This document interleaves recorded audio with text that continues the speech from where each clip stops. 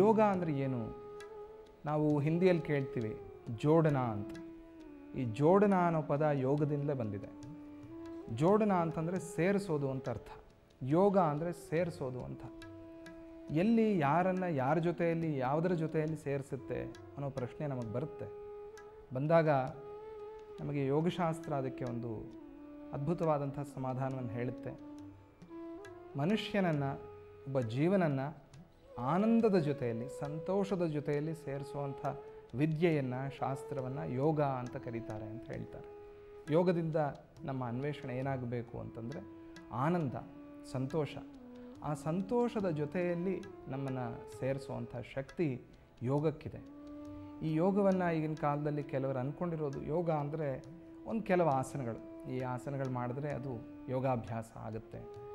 ಆಸನ ಅನ್ನೋದು ಬಹಳ ಮುಖ್ಯ. ಆಸನವನ್ನು ನಾವಿಲ್ಲ ಅಂತ ಹೇಳೋಕ್ಕಾಗಲ್ಲ. ಯಾಕೆಂದರೆ ನಮ್ಮ ಶರೀರ ದೃಢವಾಗಿರಬೇಕು. ಶರೀರ ಆರೋಗ್ಯವಾಗಿದ್ದರೆ ನಾವು ಏನನ್ನು ಬೇಕಾದ್ರೆ ಸಾಧನೆ ಮಾಡಬಹುದು. ಶರೀರದಲ್ಲಿ ಆರೋಗ್ಯ ಇಲ್ಲ ಅನ್ನುವಾಗ ನಾವು ಸಾಧನೆಯಲ್ಲಿ ಸ್ವಲ್ಪ ಹಿಂದೆ ಬೀಳ್ತೀವಿ ಅಂತ ಅನಿಸುತ್ತೆ. ಆದರೆ ಶರೀರದ ಜೊತೆಯಲ್ಲಿ ಬುದ್ಧಿ, ಮನಸ್ಸು, ಹೃದಯ ಕೂಡ ಗಟ್ಟಿಯಾಗಿರಬೇಕು. ಈ ಮೂರರ ಸಮ್ಮೇಳನವೇ ಜೀವನ. ಶರೀರ, ತನು, ಮನ, ಬುದ್ಧಿ. ಈ ಮೂರು ಚೆನ್ನಾಗಿದ್ದಾಗ ಒಳ್ಳೆಯ ಹಸನವಾದಂಥ, ಸಂತೋಷವಾದಂಥ ಜೀವನವನ್ನು ನಾವು ನಡೆಸ್ಬೋದು.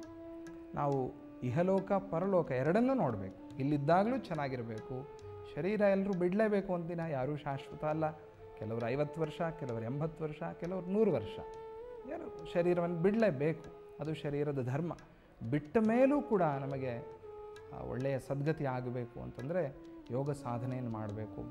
ಶರೀರವನ್ನು ದೃಢವಾಗಿ ಇಟ್ಕೊಳ್ಳೋಕ್ಕೋಸ್ಕರ ಯುವಕರು, ಮಕ್ಕಳು, ಹೆಂಗಸರು, ಮಹಿಳೆಯರು ಎಲ್ಲರೂ ಕೂಡ ಯೋಗವನ್ನು ಮಾಡ್ಬೋದು. ಇದು ಇಂಥವ್ರು ಮಾಡಬೇಕು, ಇಂಥವ್ರು ಮಾಡಬಾರ್ದು ಅನ್ನೋವಂಥ ನಿಯಮ ಇಲ್ಲವೇ ಇಲ್ಲ ಯೋಗಶಾಸ್ತ್ರದಲ್ಲಿ.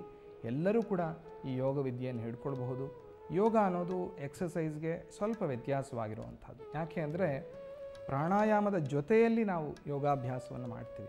ಪ್ರಾಣಶಕ್ತಿಯ ಜೊತೆಯಲ್ಲಿ ನಾವು ಆ ಯೋಗ ಶಕ್ತಿಯನ್ನು ನಮ್ಮಲ್ಲಿ ಬೆಳೆಸ್ಕೊಳ್ತೀವಿ. ಆದ್ದರಿಂದ ಯೋಗಕ್ಕೆ ಬಹಳ ಮಹತ್ವ ಇದೆ.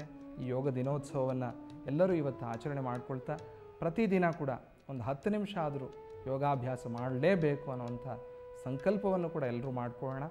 ಚೆನ್ನಾಗಿ ಆರೋಗ್ಯವಂತರಾಗಿರೋಣ. ಆ ಆರೋಗ್ಯ ಮನಸ್ಸಿಗೂ ಬುದ್ಧಿಗೂ ಕೂಡ ಇರಲಿ, ಸಮಾಜದಲ್ಲೂ ಕೂಡ ಒಳ್ಳೆಯ ಆರೋಗ್ಯ ಇರಲಿ. ಹಾಗೆ ಆ ಭಗವಂತ ಎಲ್ಲರನ್ನೂ ಕೂಡ ಅನುಗ್ರಹ ಮಾಡಲಿ.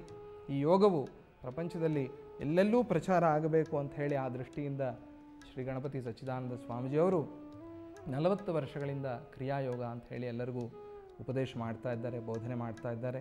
ಅದನ್ನು ಕೂಡ ಎಲ್ಲರೂ ಕಲಿಯಬಹುದು. ಆ ಯೋಗಾಭ್ಯಾಸವನ್ನು ಮಾಡಿ ನಿಮ್ಮೆಲ್ಲರಿಗೂ ಕೂಡ ಒಳ್ಳೆಯ ಆರೋಗ್ಯವನ್ನು ಭಗವಂತ ಅನುಗ್ರಹ ಮಾಡಲಿ ಅಂತ ಹೇಳ್ತಾ, ಜೈ ಗುರುದತ್ತ, ಶ್ರೀ ಗುರು.